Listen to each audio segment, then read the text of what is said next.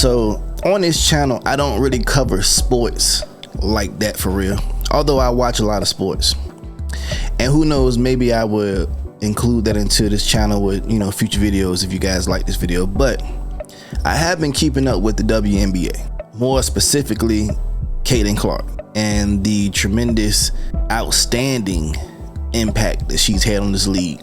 But as we know, Caitlin Clark was eliminated first round by the Connecticut Sun, Dijonai Carrington, Marina Mabrey, and Alyssa Thomas, and those ladies, whatever. And after they were eliminated from the playoffs, I just decided I wasn't gonna watch anymore. Caitlin Clark was the reason I was watching this season anyway.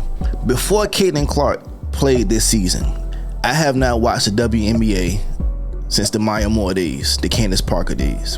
I saw bits and pieces of it here and there. I will watch, you know, clips here and there. Stewie, Asia Wilson, you know, Sabrina Ionescu was in the NBA's All-Star 3-point contest.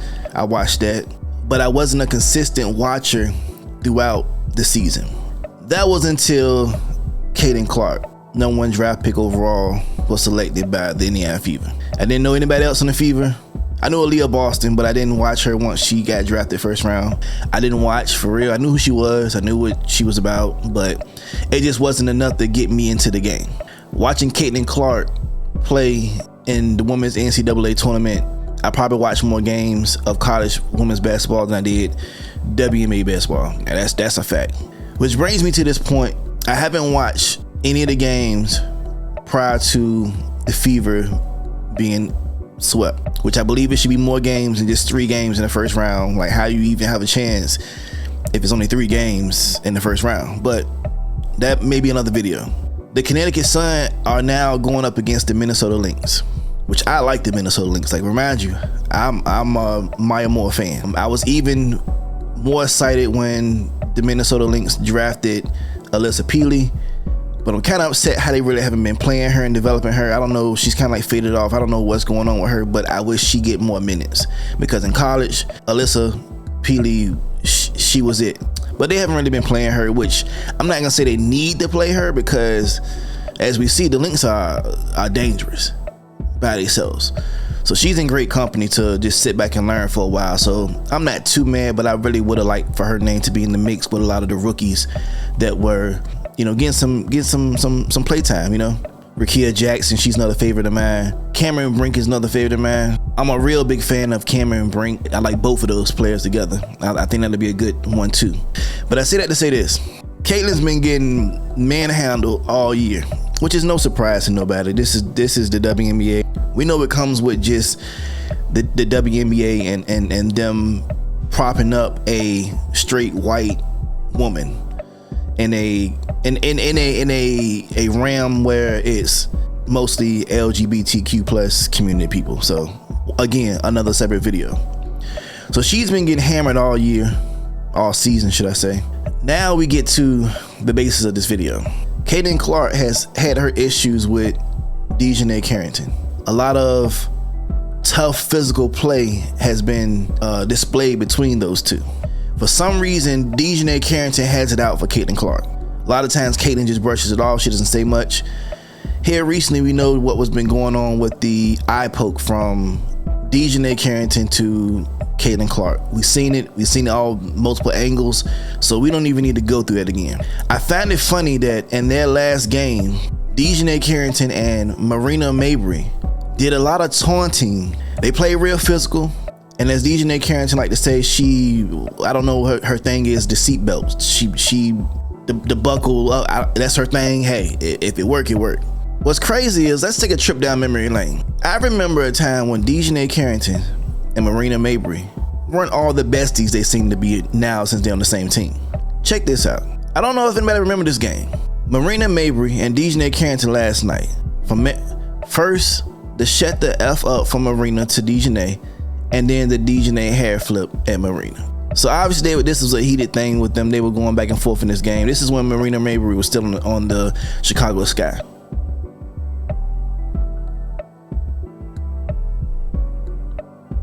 Yeah, tough chick. Oh, the hair flip.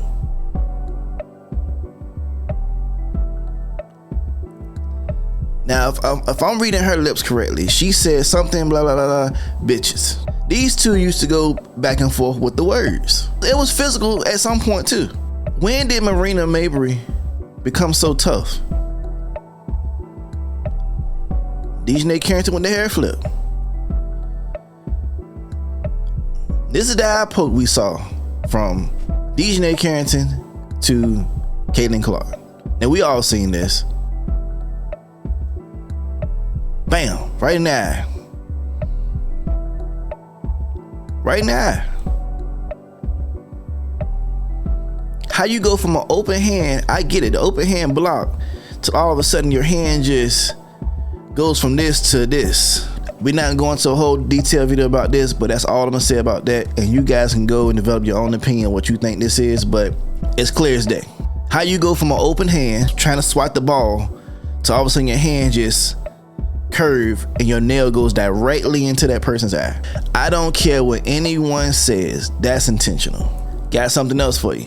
So Marina Mabrey and Dijonai go from all that cussing back and forth, hair flipping, to all of a sudden they the best of friends. And this is game 2.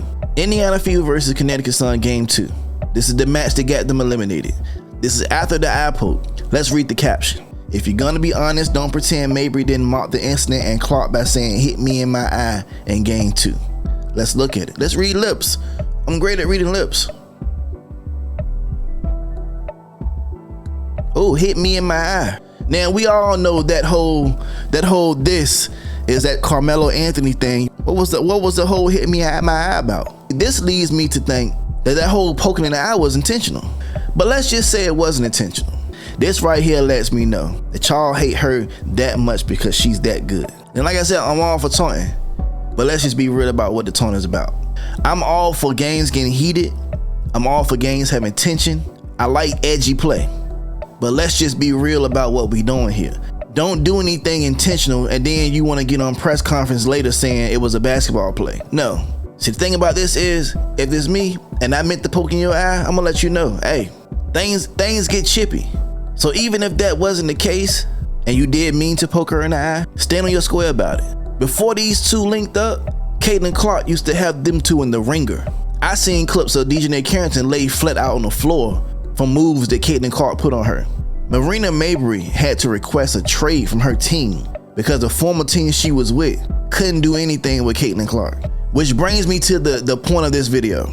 So now you have players from this team portraying the tough guy role, right? So now this is what happens to the tough guy. My point today is this: Dijonai Carrington, Marina Mabrey, are y'all sure y'all want to play the villain? Are you sure you want to play the bad guy? Are you sure you want to play the bullies? Because we all know what eventually happens to bullies. You don't believe me? Watch this. Dijonai Carrington wanted smoke with Kayla McBride after taking a hard foul and fall. Now this was game 2 of the Minnesota Lynx and the Connecticut Suns series. Connecticut Sun won game 1. And once again, they was riding on the high horse, thinking they was hot shit. Game 2, Kayla McBride took it upon herself to set the tone for this game. Now I didn't watch this game because remind you, if Caitlin's not playing, it's no point for me to watch.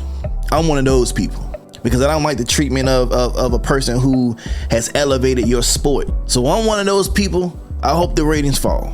If Caitlin's not playing, I'm not watching, at least for the time being. But this was game 2. Minnesota Lynx, Connecticut Sun, Dijonai Carrington, Kayla McBride. Took her right out the air. Took her right out the air. And she got out like she wanted smoke, but we all know what that is. No, Marina, don't grab her. See, the thing is, sometimes I wish teammates don't grab you. If you get up this quick, I want to see what you really gonna do. They only do that because they know teammates are gonna grab them. It's all for looks. Dijonai Carrington was not gonna do anything to Kayla McBride. That's why Kayla McBride walked off so easy. She didn't look back because she knew it wasn't nothing to look back for. Dijonai Carrington got her wake up call. On your ass. I got something even better for you. Remember all that trash that Marina Mabrey was talking? Check this out. McBride still down the court, lays it up.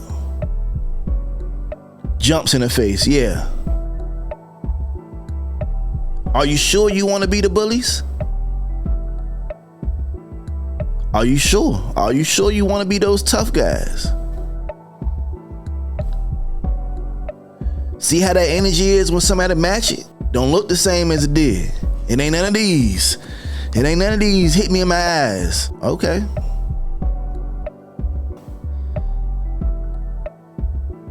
Hey, like they say, if they're telling me the WNBA is a physical sport and they expect this kind of play, I want to see the ones that win that Caitlin Clark all year get their dose. Alyssa Thomas ain't inbound. She ain't even worried about it. Now, Alyssa Thomas, she could play rough too.